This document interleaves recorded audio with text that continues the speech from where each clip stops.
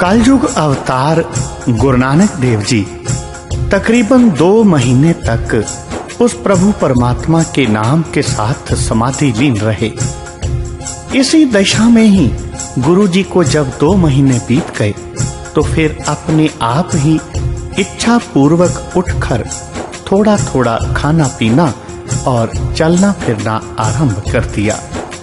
माता पिता आप जी की सुधरी दशा को देखकर बहुत खुश हुए। सभी संबंधी आप जी को देखने आए और सब ने खुशी प्रकट की और कहा कि इसका जो आत्मिक रोग था वह दूर हो गया है। मेहता जी को बधाई हो। जब कुछ समय आप जी को घर बाहर मेल मिलाप करते व्यतीत हो गया तो एक दिन मेहता जी ने आप जी को कहा कि अपने साथ भाई बाले को लेकर 20 रुपए ले जाओ और किसी दूसरे नगर से लाभदायक व्यापार करके लाओ। गुरु जी ने आज्ञा का पालन करते हुए पिताजी से 20 रुपए पकड़ लिए और बाले को लेकर घर से निकल पड़े। चलते चलते रास्ते में गांव चूहड़काने के पास आप जी को एक साधु मंडली डेरा लगाकर बैठी हुई मिल गई। यह सारी मंडली ही भजन स्मरण में लगी थी। गुरु जी ने बाले को कहा कि यहाँ हमें एक सच्चा व्यापार मिला है, इसको छोड़ना नहीं चाहिए।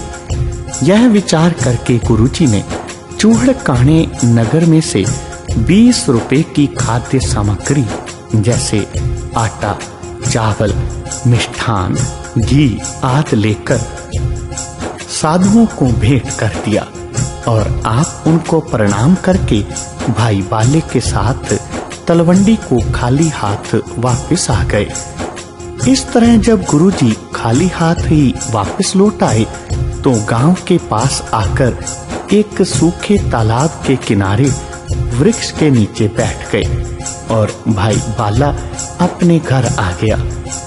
मेहता कालू जी ने जब भाई बाले को पूछा कि नानक जी कहाँ हैं और क्या सौदा करके आए हो, तब भाई बाले ने सारी बात गुरु नानक देव जी ने जो किया वो मेहता कालू जी को बता दी कि नानक जी 20 रुपए की खाद्य सामग्री लेकर चूहड़काने गांव के पास बैठे साधुओं को दे आए हैं और आप बाहर तालाब के पास बैठे हैं। यह बात सुनकर मेहता जी ने सूखे तालाब के पास जाकर गुरु नानक जी को 2 थप्पड़ जोर से लगाए और कुछ बढ़ चढ़कर कहा। इस बात का पता जब राय बुलार को लगा तो उसने मेहता कालू जी को बुलाकर कहा, तुम इनको कुछ ना कहा करो, यह जो भी नुकसान करें मुझसे लिया करो। यह तुम्हारे घर पर तुम्हारी कुलों और संसार को तारने वाला पुत्र पैदा हुआ है, इनका तुम निरादर ना किया करो। गुरु जी की बड़ी बहन बेबे नानकी जी सुल्तानपुर लोधी जयराम जी के साथ विवाहित थी। उस समय ही जब वह दोनों तलवंडी आए तो मेहता कालू जी ने और राय बुलार ने सलाह करके गुरु जी को उनके साथ सुल्तानपुर लोधी भेज दिया और कहा कि वहां अपने पास ही इनको किसी अच्छे से काम पर लगा देना। पहले कुछ समय गुरु जी अपने बहन बहनोई के पास बेकार बैठे आनंद लेते रहे। तदुपरांत जयराम जी ने आप जी को नवाब दौलत खां के पास मोदी का काम करने के लिए लगवा दिया। गुरु जी के पास सुबह शाम तक मोदी खाने सौदा लेने वालों की भीड़ लगी रहती। गुरु जी जब ग्राहकों को सौदा तोल कर देते तो 13-13 अंक की तोल के बाद फिर 13 ही कहकर तोलने लगते। आप जी का यह व्यवहार देखकर ईर्ष्यालु निंदकों ने नवाब को कहा कि आप जी का मोदी सब रसद लुटा रहा है, थोड़े समय में ही वह मोदी खाना खाली कर जाएगा। यह शिकायत सुनकर नवाब ने अपने अधिकारियों को मोदी खाने का हिसाब करने के लिए आज्ञा दी। जब हिसाब हुआ तो गुरुजी को 135 रुपए की बढ़ोतरी निकली। बढ़ोतरी सुनकर नवाब बहुत प्रसन्न हुआ और गुरुजी फिर पहले ही की तरह खुले हाथों मोदी खाने का धंधा करने लगे। भगत जनों, जब कुछ समय इसी तरह बीता, मोदी खाने का धंधा करते हुए कुछ और समय बीत गया तो आप जी की कीर्ति दूर दूर तक फैल गई।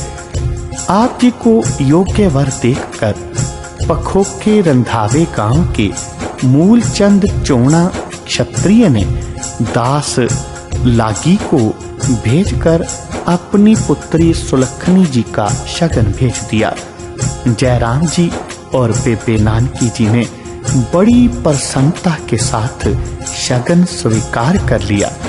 तत्पश्चात दिन नियत करके 7 ज्येष्ठ संवत 1445 विक्रमी को सुल्तानपुर से बारात चलकर बटाले, जहां मूलचंद चोणे का घर था, वहां पहुंची और 2 दिन बारात को रखकर मूलचंद ने विदा किया। डोली लेकर आप खुशियों और बाजों के साथ सुल्तानपुर लोधी पहुंचे। गुरुजी के घर माता सुलखनी जी के उधर से 5 सावन संवत 1551 विक्रमी को बाबा श्री चंद जी और 16 फाल्गुन संवत 1553 विक्रमी को बाबा लक्ष्मी चंद जी पैदा हुए। गुरुजी मोदी खाने की नौकरी पहले की तरह ही उदारता के साथ चला रहे थे। ईर्ष्यालु अधिकारियों ने फिर नवाब के पास चुगली की कि आपका मोदी बड़ी बेपरवाही से मोदी खाने लुटाए जा रहा है। थोड़े दिनों में ही मोदी खाना खाली हो जाने वाला है।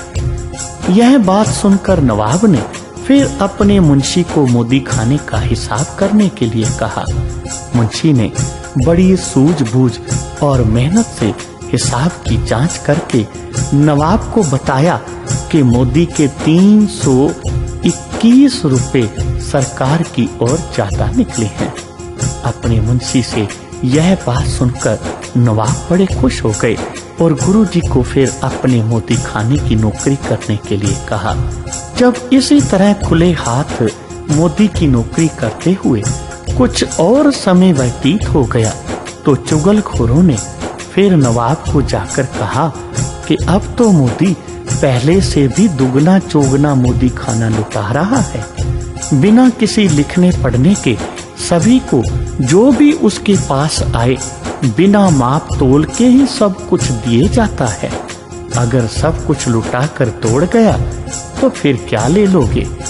नवाब ने उनकी बात पर भरोसा करके फिर अपने मुंशी को कहा कि जल्दी से जल्दी मोदी खाने की पड़ताल करके बताओ कि बढ़ा है कि कम हुआ है।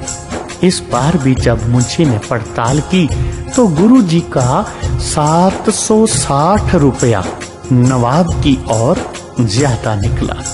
एक दिन अपनी नित्य की मर्यादा के अनुसार जब गुरुजी प्रातःकाल नदी में स्नान करने गए तो किनारे पर अपने कपड़े सेवादार को पकड़ाकर आप पानी में गोता लगाकर इस तरह अलोप हुए कि बाहर ना आए। सेवादार ने नवाब दौलत खां और भाई जयराम जी को बताया। इन्होंने बहुत ढूंढा, नदी में आदमी भेजे, जाल डलवाए, परंतु आप जी का कोई पता न चला। जब 3 दिन के बाद गुरुजी वेई नदी से बाहर आए तो आप जी के दर्शन करने वालों की भीड़ लग गई। स्नेहियों ने पूछा, महाराज आप 3 दिन नदी में किस तरह रहे? तब गुरुजी ने बताया कि यहाँ से हम निरंकार के पास सचखंड गए थे। निरंकार जी ने हमें आज्ञा की है कि आप लोगों में प्रेमा भक्ति पैदा करके सत्य का प्रचार करो। तब गुरुजी ने विनय पूर्वक यह शब्द उच्चारण किया। श्री राग महला पहला। कोट कोटी मेरी आरजा, पवन पीण अप्याओ। चंद सूरज दोए कुफै ना देखा, सुपने सौण ना थाओ। भी तेरी कीमत ना पवै, हूँ केवड़ आखा नाओ। साचा निरंकार निज थाए, सुन सुन आखण आपना। जे पावै करे तमाए रहाओ। कुसा कटिया वार वार, पीसण पीसणा पाए अग्गी सेती जालिया। पसम सेती रल जाऊं, भी तेरी कीमत ना पवै, हूँ केवड़ आखा नाओ। पंखी होए के जे पवा, सै असमानी जाओ। नदरी किसे न आओ, ना किछ पिया ना खाओ। भी तेरी कीमत ना पवै, हूँ केवड़ आखा नाओ। नानक कागद लख मणा, पढ़ पढ़ कीचै पाओ। मस्सू तोट ना आवई, लेखन पौन चलाओ। भी तेरी कीमत ना पवै, हूँ केवड़ आखा नाओ। इस पर प्रसन्न होकर अकाल पुरख निरंकार ने हमें यह गुरु मंत्र दिया। एक ओंकार सतनाम करता पुरख, निरभौ निर्वैर, अकाल मूरत अजूनी। सैभं गुर प्रसाद। और आज्ञा दी कि इसको आप जपो और कलयुग के जीवों के कल्याण के लिए उनसे इसका जाप कराओ। भगत जनों, गुरु नानक इस प्रकार निरंकार के देश में जाकर उसके सच्चे सुच्चे नाम को लाकर लोगों को इस नाम से जोड़ते हैं। एक ओंकार से लेकर गुरु प्रसाद तक ये उस निरंकार की तस्वीर है जो शब्दों में बयां की गई। गुरु साहब वचन करते हैं एक ओंकार कि वो प्रभु परमात्मा एक है, सब कुछ करने वाला है। सतनाम, उसका नाम सच्चा है क्योंकि वो कभी भी खत्म नहीं हो सकता। कर्ता पुरख, वो एक ही ऐसा पुरख है जिसने इस सारी सृष्टि को, इस ब्रह्मांड को बनाया है और कोई दूसरी ताकत नहीं, वही है सब कुछ करने वाला। निरपौ, उसको किसी का डर नहीं, वो किसी से डरता नहीं है। निर्वैर, उसका किसी के साथ वैर विरोध नहीं, दुश्मनी नहीं। अकाल मूरत, वो समय से बाहर है, काल में नहीं आता। आजूनी, वो योनियों में नहीं आता। सैभं, उसको किसी ने पैदा नहीं किया, वो अपने आप पैदा हुआ है।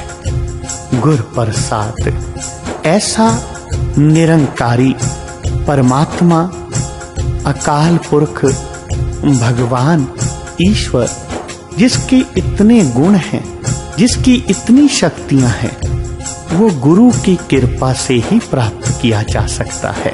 भगत जनों, इस प्रकार गुरु नानक ने निरंकार के उस सच्चे नाम को लोगों में बांटा, लोगों को उस नाम से जोड़ा, जुड़ने की प्रेरणा की। कलयुग में इसी तरह लोगों का उद्धार किया। बोलो पाहि जी वाहे गुरु, वाहे गुरु, वाहे गुरु।